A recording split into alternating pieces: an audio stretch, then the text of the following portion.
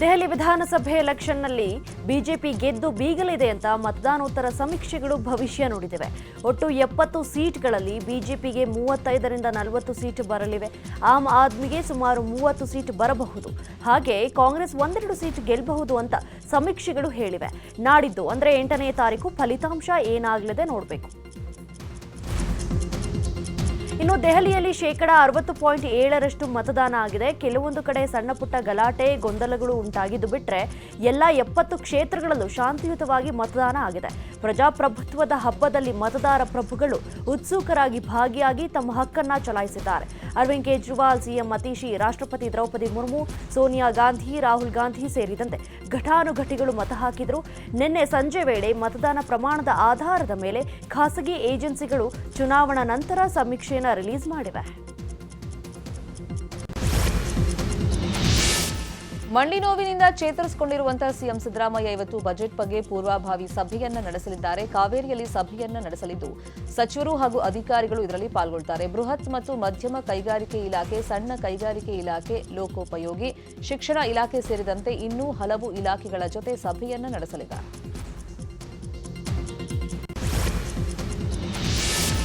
ರಾಜ್ಯ ಕಾಂಗ್ರೆಸ್ನಲ್ಲಿ ಕುರ್ಚಿ ಕದನ ಸದ್ಯಕ್ಕೆ ತಹಬದಿಗೆ ಬರೋ ಯಾವುದೇ ಲಕ್ಷಣಗಳು ಕಾಣ್ತಾ ಇಲ್ಲ.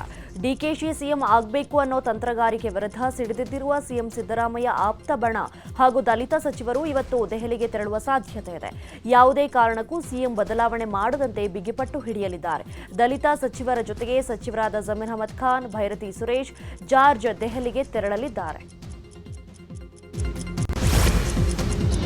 ರಾಜ್ಯ ಬಿಜೆಪಿಯಲ್ಲಿ ಮನೆಯೊಂದು 3 ಬಾಗಿಲಿನಂತಹ ಪರಿಸ್ಥಿತಿ ನಿರ್ಮಾಣ ಆಗಿಬಿಟ್ಟಿದೆ. ವಿಜಯೇಂದ್ರ ಪಟ್ಟ ಕಸ್ಕೊಳ್ಳೋಕೆ ದಿಲ್ಲಿಯಲ್ಲಿ ರೆಬಲ್ಸ್ ರಣಕಹಳೆಯನ್ನು ಮೊಳಗಿಸಿದ್ದಾರೆ. ವಿಜಯೇಂದ್ರ ವಿರುದ್ಧ ರೆಬಲ್ಸ್ ನಾಯಕರು ವರಿಷ್ಠರ ಮುಂದೆ ದೂರುಗಳ ಸುರಿಮಳೆಯನ್ನೇ ಸುರಿಸಿದ್ದಾರೆ. ಯತ್ನಾಳ್, ರಮೇಶ್ ಜಾರಕಿಹೊಳಿ ಸೇರಿದಂತೆ ಹಲವರು ಅಮಿತ್ ಶಾ ಭೇಟಿಗೆ ಯತ್ನಿಸಿ ಫೇಲ್ ಆಗಿದ್ದಾರೆ. ಅಮಿತ್ ಶಾ ಭೇಟಿಗೆ ಸಮಯವನ್ನೇ ಕೊಟ್ಟಿಲ್ಲ. ಹೀಗಾಗಿ ಯಡಿಯೂರಪ್ಪ ಹಾಗೂ ವಿಜಯೇಂದ್ರ ವಿರುದ್ಧದ ಹೋರಾಟ ಠುಸ್ ಪಟಾಕಿಯಾದಂತಾಗಿದೆ. ಸಪ್ಪೆ ಮುಖ ಮಾಡಿಕೊಂಡು ಯತ್ನಾಳ್ ಟೀಮ್ ಇವತ್ತು ದೆಹಲಿಯಿಂದ ಬೆಂಗಳೂರಿಗೆ ವಾಪಸ್ ಆಗ್ತಾ ಇದೆ. ಆದರೆ ಲಿಂಗಾಯತ ನಾಯಕರ ಸಮಾವೇಶ ಮಾಡೋಕೆ ತಯಾರಿಯನ್ನ ಮಾಡಿಕೊಂಡಿದ್ದಾರೆ ಎನ್ನಲಾಗ್ತಾ ಇದೆ. ಬಿಜೆಪಿ ರಾಜ್ಯಾಧ್ಯಕ್ಷ ವಿಜಯೇಂದ್ರ ವಿರುದ್ಧ ರೆಬಲ್ ಶಾಸಕ ಯತ್ನಾಳ್ ವಾಗ್ದಾಳಿಯನ್ನು ನಡೆಸಿದ್ದಾರೆ. ವಿಜಯೇಂದ್ರ ಗೆಲುವು ಕಾಂಗ್ರೆಸ್ ಕೊಟ್ಟ ಭಿಕ್ಷೆ ಅಂತ ಯತ್ನಾಳ್ ಹೇಳಿದ್ದಾರೆ. ಡಿಕೆ ಶಿವಕುಮಾರ್ ಆಶೀರ್ವಾದದಿಂದ ಬಿವೈವಿ ಶಾಸಕರಾಗಿದ್ದಾರೆ.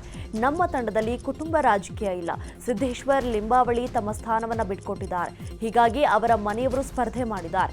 ಮೊದಲ ಬಾರಿ ಶಾಸಕರಾಗಿ ವಿಜಯೇಂದ್ರ ರಾಜ್ಯಾಧ್ಯಕ್ಷರಾಗಿದ್ದಾರೆ. 1 ಪಾರ್ಟಿ 1 ಪೋಸ್ಟ್, ಒಬ್ಬ ವ್ಯಕ್ತಿಗೆ ಒಂದೇ ಪೋಸ್ಟ್ ಅಂತ ಪಾರ್ಟಿಯಲ್ಲಿ ಸಿದ್ಧಾಂತವಿದೆ ಅಂತ ಹೇಳಿದ್ರು. ಯಡಿಯೂರಪ್ಪ ಟಾಪ್ ಪಾರ್ಲಿಮೆಂಟರಿ ಮೆಂಬರ್, ದೊಡ್ಡ ಮಗ ಮೆಂಬರ್ ಆಫ್ ಪಾರ್ಲಿಮೆಂಟ್, ಸಣ್ಣ ಮಗ MLA. ಭಿಕ್ಷೆ, ಕಾಂಗ್ರೆಸ್ ಕೊಟ್ಟ ಭಿಕ್ಷೆಯಿಂದ ಆದಂತಹ MLA ವಿಧಾನಸೌಧ ಕಟ್ಟಿ ಹತ್ಬೇಕಾದ್ರೆ ಡಿ ಕೆ ಶಿವಕುಮಾರ್ ಆಶೀರ್ವಾದದಿಂದ ಎತ್ತಲಿದ್ದಾರೆ. ಯಾರೋ ವಿಜಯೇಂದ್ರ ಮತ್ತು ರಾಜ್ಯಾಧ್ಯಕ್ಷ ಸಿದ್ದೇಶ, ನೀ ಬಿಡಪ್ಪ ಅಂದಿದ್ದಕ್ಕೆ ಅವ್ರ ಮನೆಯವ್ರು ಕೊಟ್ಟರು. ಅರಣ್ಯ ಮಳೆ ನೀ ಬೇಡಪ್ಪ ಅಂದಿದ್ದಕ್ಕೆ ಅವ್ರ ಮನೆಯವ್ರು ಕೊಡ್ತಾರೆ. 1 ಪೋಸ್ಟ್ 1 ಪಾರ್ಟಿ 1 ಪೋಸ್ಟ್ ಅಂತ ನಮ್ಮ ಬಿಜೆಪಿ ಸಿದ್ಧಾಂತ ಐತಿ. ಒಂದು ವ್ಯಕ್ತಿಗೆ ಒಂದೇ ಹುದ್ದೆ. ಇದು ಅಟಲ್ ಬಿಹಾರಿ ವಾಜಪೇಯಿ ಅವರಿಂದ ಹಿಡಿದು ನಮ್ಮಲ್ಲಿ ಸಿದ್ಧಾಂತ ಇದೆ. ಬಿಜೆಪಿಯ ರೆಬಲ್ ನಾಯಕರ ವಿರುದ್ಧ ವಿಜಯೇಂದ್ರ ಆಪ್ತರು ತೊಡೆ ತಟ್ಟಿದ್ದಾರೆ. ಬೆಂಗಳೂರಲ್ಲಿ ನಿನ್ನೆ ವಿಜಯೇಂದ್ರ ಆಪ್ತರು ಸಭೆಯನ್ನು ನಡೆಸಿದರು. ಕಟ್ಟಾ ಸುಬ್ರಹ್ಮಣ್ಯ ನಾಯ್ಡು ನಿವಾಸದಲ್ಲಿ ಸಭೆ ನಡೆಸಿದ ಬೆಂಬಲಿಗರು ವಿಜಯೇಂದ್ರಗೆ ಬಲ ತುಂಬುವ ಬಗ್ಗೆ ಚರ್ಚೆಯನ್ನು ಮಾಡಿದ್ದಾರೆ. ಸಭೆ ಬಳಿಕ ಮಾತನಾಡಿದ ನಾಯಕರು ಕುಟುಂಬ ರಾಜಕಾರಣದ ಬಗ್ಗೆ ಮಾತನಾಡ್ತಾರೆ. ಕುಟುಂಬ ರಾಜಕಾರಣ ಮಾಡೋರು ದೆಹಲಿಯಲ್ಲಿದ್ದಾರೆ. ದಕ್ಷಿಣ ಭಾರತದಲ್ಲಿ ಪಕ್ಷ ಕಟ್ಟಿದ್ದು ಯಡಿಯೂರಪ್ಪ ಹಾಗೂ ಅನಂತಕುಮಾರ್ ಸೇರಿ ಮತ್ತಿತರರು.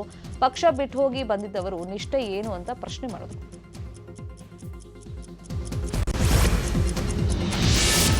ಬಿಜೆಪಿ ಪಾಳಯದಲ್ಲಿ ಬಣ ಬಡಿದಾಟದ ಮಧ್ಯೆ ಮಾಜಿ ಸಚಿವ ಶ್ರೀರಾಮುಲು ನಾನು ಬಿಜೆಪಿ ರಾಜ್ಯಾಧ್ಯಕ್ಷನಾಗಲು ಸಿದ್ಧನಿದ್ದೇನೆ ಅಂತ ಹೇಳಿದ್ದಾರೆ. ನಾನು ಅಧ್ಯಕ್ಷನಾದರೆ ಪಕ್ಷದಲ್ಲಿ ಯಾವುದೇ ಗೊಂದಲ ಇರಲ್ಲ. ನಾನು ವಿಜಯೇಂದ್ರ ಬದಲಾವಣೆಗೆ ನಾನು ಒತ್ತಾಯಿಸಲ್ಲ. ರಾಜ್ಯದಲ್ಲಿ ಬಿಜೆಪಿ ಅಧಿಕಾರಕ್ಕೆ ಬರಬೇಕು. ಹೀಗಾಗಿ ನಾನು ಅಧ್ಯಕ್ಷನಾದರೆ ನನ್ನ ನೇತೃತ್ವದಲ್ಲಿ 150 ಸೀಟ್ ಗೆಲ್ಲಿಸ್ತೇನೆ ಅಂತ ಹೇಳಿದ್ದಾರೆ. ನಾನು ನೋಡ್ತಾ ಇದ್ದೆ, ನಿನ್ನೆ ಬಸವರಾಜ ಪಾಟೀಲ್ ಯತ್ನಾಳ್ ಸಾಹೇಬ್ರವರು ಒಂದು ಹೇಳಿಕೆಯನ್ನು ಕೊಟ್ಟರು. ನನ್ನ ಹೆಸರನ್ನು ಕೂಡ ಅವರು ಪ್ರಸ್ತಾಪನೆ ಮಾಡಿದ್ರು. ಹಂಗಾಗಿ ವಿಶೇಷವಾಗಿ ಅವರೆಲ್ಲರಿಗೂ ಗೊತ್ತಿದೆ ರಾಮ್ಲು ಯಾವ ತರ ಮನುಷ್ಯ, ಯಾವ ರೀತಿಯಲ್ಲಿ ಕಷ್ಟಪಡ್ತಾನ, ಯಾವ ರೀತಿಯಲ್ಲಿ ಪಾರ್ಟಿ ಸಂಘಟನೆ ಮಾಡ್ತಾನ, ಎಲ್ಲಾ ವಿಚಾರ ಗೊತ್ತಿರೋ ಕಾರಣ ಸನ್ಮಾನ್ಯ ಈ ರಾಜ್ಯದ ನಮ್ಮ ದಕ್ಷಿಣ ಭಾರತದ ಭೀಷ್ಮ ಅಂದ್ಕೊಂಡಿರುವಂತ ಸನ್ಮಾನ್ಯ ಯಡಿಯೂರಪ್ಪ ಅವ್ರನ್ನ ಕೇಳ್ಕೊಳ್ಳೋದಿಷ್ಟೇ. ಯಾಕಂದ್ರೆ ಇವತ್ತು ಅವರು ವಿಜೇಂದ್ರ ಅವ್ರನ್ನ ಅಧ್ಯಕ್ಷರಾಗಿ ಮಾಡಿದ್ದಾರೆ. ಇವತ್ತು ನಮ್ಮೆಲ್ಲರಿಗೂ ಕೂಡ ಒಬ್ಬ ತಂದೆ ಸಮಾನರವ್ರು.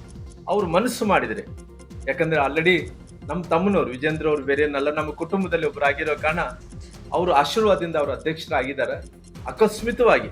ಅಕಸ್ಮಿತವಾಗಿ ಅವರು ಈಗಿರಂತ ಪರಿಸ್ಥಿತಿಯಲ್ಲಿ ಏನೋ ಬದಲಾವಣೆ ಮಾಡ್ಬೇಕೆಂದೇಳಿ ಪಾರ್ಟಿ ಏನನ್ನ ಅಕಸ್ಮಿತವಾಗಿ ಏನನ್ನ ಅನ್ಕೊಂಡ್ರೆ ಬದಲಾವಣೆ ಮಾಡ್ಬೇಕನ್ನಂತ ಅವಕಾಶ ಬಂದ್ರೆ ನಾನು ಖಂಡಿತವಾಗಿ ಅವರ ಆಶೀರ್ವಾದದಿಂದ ಅವ್ರ ಕುಟುಂಬದಲ್ಲಿ ಒಬ್ಬನಾಗಿ, ಯಾಕಂದ್ರೆ ನಮ್ಮ ತಮ್ಮನವರು ವಿಜೇಂದ್ರ ಅವರು ಮಾಡಿದ್ದಾರೆ, ಹಂಗಾಗಿ ನಾನು ಅವ್ರಕಿನ ವಯಸ್ಸಿನಲ್ಲಿ ದೊಡ್ಡವನಾಗಿರೋ ಕಾರಣ ಯಡಿಯೂರಪ್ಪರ ಆಶೀರ್ವಾದದಿಂದ ನಾನು ಪಾರ್ಟಿ ಅವಕಾಶವನ್ನು ಮಾಡಿಕೊಟ್ಟೆ, ರಾಜ್ಯಾಧ್ಯಕ್ಷರು ಆಗಬೇಕು ರಾಮ್ಲು ಅವರಿಂದೇಳಿ ಅವಕಾಶ ಮಾಡಿಕೊಟ್ರೆ ಸಂಪೂರ್ಣವಾಗಿ ಈ ರಾಜ್ಯದಲ್ಲಿದ್ದಂತ 224 ಕ್ಷೇತ್ರದಲ್ಲಿ ಸಂಘಟನೆ ಮಾಡ್ತೀನಿ, ಈ ಗುಂಪುಗಾರಿಕೆ ಇಲ್ಲಾರ್ದಂತೆ ಮಾಡ್ತೀನಿ.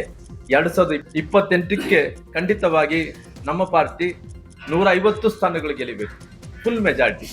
ಪುನಃ ಭಾರತೀಯ ಜನತಾ ಪಾರ್ಟಿಯ ಮುಖ್ಯಮಂತ್ರಿ ಮಾಡುವಂತ ಕೆಲಸ ಎಲ್ಲ ಕಾರ್ಯಕ್ರಮ. ರಾಜ್ಯ ಕಾಂಗ್ರೆಸ್ ಸರ್ಕಾರ ನೀಡಿರುವಂತಹ ಯೋಜನೆಗಳಿಗೆ ಗ್ಯಾರಂಟಿಯೂ ಇಲ್ಲ, ವಾರಂಟಿಯೂ ಇಲ್ಲ, ಜೊತೆಗೆ ಸರ್ವರ್ ಡೌನ್ ಆಗಿದೆ ಅಂತ ಕೋಲಾರದ ಮಾಜಿ ಸಂಸದ ಎಸ್ ಮುನಿಸ್ವಾಮಿ ವ್ಯಂಗ್ಯವಾಡಿದ್ದಾರೆ.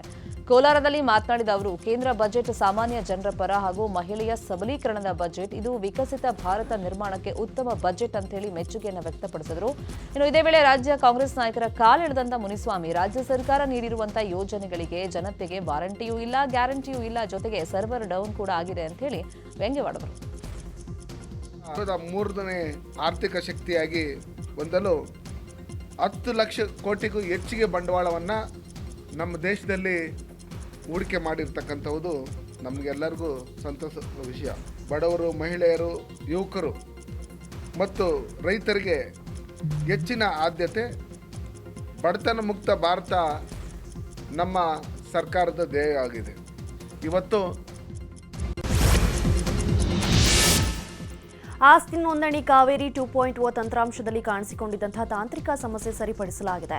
ಇವತ್ತು ಎಲ್ಲಾ ಸಬ್ ರಿಜಿಸ್ಟ್ರಾರ್ ಕಚೇರಿಗಳಲ್ಲಿ ಸುಗಮವಾಗಿ ಆಸ್ತಿ ನೋಂದಣಿ ನಡೆಯಲಿದೆ. ಈ ಬಗ್ಗೆ ನಿನ್ನೆ ರಾತ್ರಿ ಮಾತನಾಡಿದ ಕಂದಾಯ ಸಚಿವ ಕೃಷ್ಣ ಭೈರೇಗೌಡ, ಬೆಂಗಳೂರು ಸೇರಿ ರಾಜ್ಯಾದ್ಯಂತ ಆಸ್ತಿ ನೋಂದಣಿ ಆಗದೇ ತೊಂದರೆ ಉಂಟಾಗಿತ್ತು. ಈಗ ತಾಂತ್ರಿಕ ತೊಂದರೆ ಬಗೆಹರಿಸಲಾಗಿದೆ. ಎಂದಿನಂತೆ ಕಾವೇರಿ ತಂತ್ರಾಂಶ ಕಾರ್ಯ ನಿರ್ವಹಿಸುತ್ತೆ ಅಂತ ಹೇಳಿದರು. ಬಿಟ್ಕಾಯಿನ್ ಪ್ರಕರಣದಲ್ಲಿ ನಲಪಾಡ್ಗೆ ಎಸ್ಐಟಿ ಬಿಗ್ ಶಾಕ್ ಅನ್ನು ಕೊಟ್ಟಿದೆ. ಶ್ರೀಕಿ ಜೊತೆ ಅವ್ಯವಹಾರಕ್ಕೆ ಕೈ ಜೋಡಿಸಿದ ಆರೋಪದ ಹಿನ್ನೆಲೆ ಫೆಬ್ರವರಿ 7ರಂದು ವಿಚಾರಣೆಗೆ ಹಾಜರಾಗುವಂತೆ ನೋಟಿಸ್ ಅನ್ನು ನೀಡಲಾಗಿದೆ. ಯೂತ್ ಕಾಂಗ್ರೆಸ್ ಮುಖಂಡ ಆಗಿರುವಂತಹ ಮೊಹಮ್ಮದ್ ನಲ್ಪಾಡ್ ಈ ಹಿಂದೆ ಪ್ರಕರಣ ಸಂಬಂಧ ಹೇಳಿಕೆಯನ್ನು ಕೊಟ್ಟಿದ್ರು. ಸದ್ಯ ಈಗ ಕೋಟ್ಯಾಂತರ ವ್ಯವಹಾರ ನಡೆದಿರೋ ಹಿನ್ನೆಲೆಯಲ್ಲಿ ಖುದ್ದು ವಿಚಾರಣೆಗೆ ಹಾಜರಾಗುವಂತೆ ಎಸ್ಐಟಿ ನೋಟಿಸ್ ಅನ್ನು ಕೊಟ್ಟಿದೆ.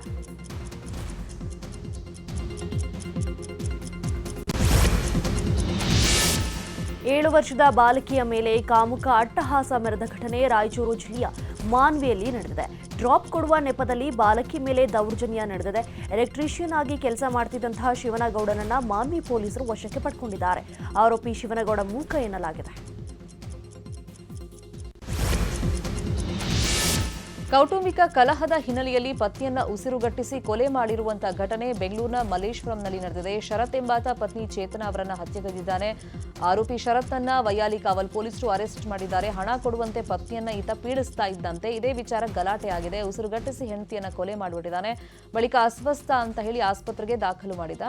ಮರಣೋತ್ತರ ಪರೀಕ್ಷೆ ವೇಳೆ ಕೊಲೆ ಬೆಳಕಿಗೆ ಬಂದಿದೆ. ಆರೋಪಿ ಗಂಡ ಶರತ್ ಸಾಫ್ಟ್ವೇರ್ ಇಂಜಿನಿಯರ್ ಆಗಿದ್ದ. ಕೊಲೆಯಾದ ಹೆಂಡತಿ ಪತ್ನಿ ಚೇತನ ಖಾಸಗಿ ಕಾಲೇಜಿನಲ್ಲಿ ಅಧ್ಯಾಪಕಿಯಾಗಿದ್ದರು.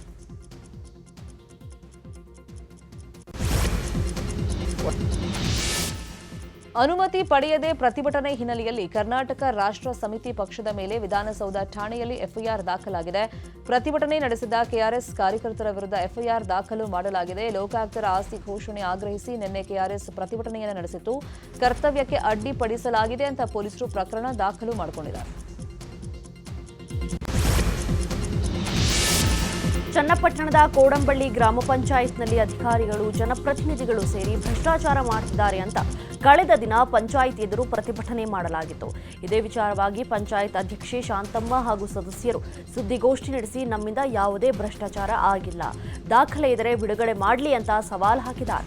ಕೇವಲ ರಾಜಕೀಯ ಉದ್ದೇಶದಿಂದ ನಮ್ಮ ವಿರುದ್ಧ ಪಿತೂರಿ ಮಾಡ್ತಿದ್ದಾರೆ ಅಂತ ಅಧ್ಯಕ್ಷೆ ಶಾಂತಮ್ಮ ಆರೋಪಿಸಿದ್ದಾರೆ.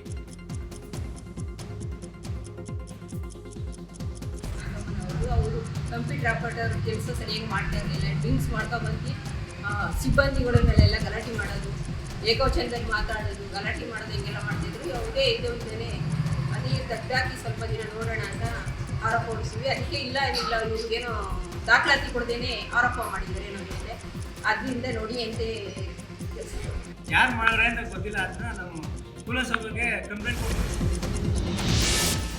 ಮಂಡ್ಯ ಕೆಆರ್ಪೇಟೆ ನೀರಾವರಿ ಇಲಾಖೆ ಕಚೇರಿಯ ಪೀಠೋಪಕರಣಗಳ ಜಪ್ತಿಗೆ ಕೋರ್ಟ್ ಆದೇಶವನ್ನು ಕೊಟ್ಟಿದೆ. 20 ವರ್ಷಗಳ ಹಿಂದೆ ರೈತರಿಂದ ಜಮೀನನ್ನ ವಶಕ್ಕೆ ಪಡೆಯಲಾಗಿತ್ತು. 20 ವರ್ಷಗಳಿಂದ ಪರಿಹಾರ ನೀಡದೆ ಮೀನಾಮೇಷ ಮಾಡಲಾಗಿತ್ತು. ನ್ಯಾಯಾಲಯದಲ್ಲಿ ರೈತರು ದಾವೆಯನ್ನು ಹೂಡಿದ್ರು. ಕೋರ್ಟ್ ಆದೇಶದ ಬಳಿಕವೂ ಪರಿಹಾರ ಕೊಡೋದಕ್ಕೆ ಹಿಂದೇಟು ಹಾಕಿದಂತ ಹಿನ್ನೆಲೆಯಲ್ಲಿ ಈ ಕ್ರಮವನ್ನು ವಹಿಸಲಾಗಿದೆ.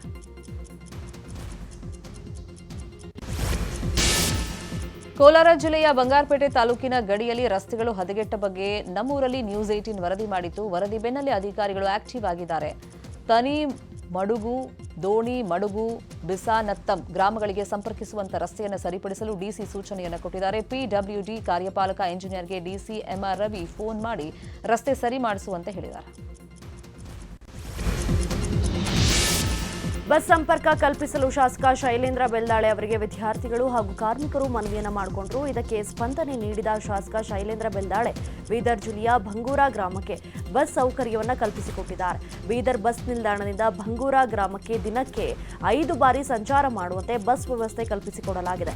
ನೂತನ ಬಸ್ ಸಂಚಾರಕ್ಕೆ ಶಾಸಕರು ಚಾಲನೆ ಕೊಟ್ಟು ಬಸ್ನಲ್ಲಿ ಕುಳಿತು ಸಂಚಾರವನ್ನು ಮಾಡಿದರು. ಭಂಗೂರು ಗ್ರಾಮಸ್ಥರು ಶಾಸಕರಿಗೆ ಜೈಕಾರ ಕೂಗಿದರು.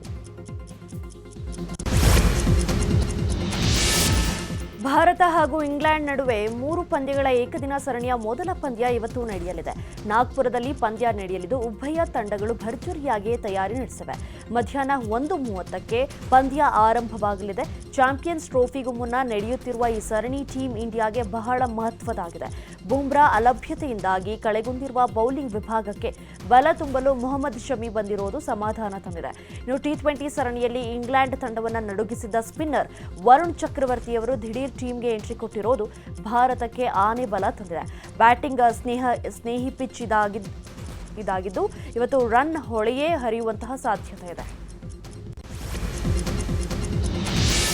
ರಾಜಮೌಳಿ ಹಾಗೂ ಮಹೇಶ್ ಬಾಬು ಕಾಂಬಿನೇಷನ್ನ ಹೊಸ ಸಿನಿಮಾದಲ್ಲಿ ಪ್ರಿಯಾಂಕಾ ಚೋಪ್ರಾ ನಟಿಸ್ತಾ ಇದ್ದಾರೆ. ಸದ್ಯ ಪ್ರಿಯಾಂಕಾ ಅವರ ಪಾತ್ರದ ಬಗ್ಗೆ ಸುದ್ದಿಯೊಂದು ಓಡಾಡ್ತಿದೆ. ಅದೇನೆಂದ್ರೆ ಪ್ರಿಯಾಂಕಾ ಚೋಪ್ರಾ ಈ ಸಿನಿಮಾದಲ್ಲಿ ನೆಗೆಟಿವ್ ರೋಲ್ನಲ್ಲಿ ಅಭಿನಯ ಮಾಡ್ತಾ ಇದ್ದಾರಂತೆ.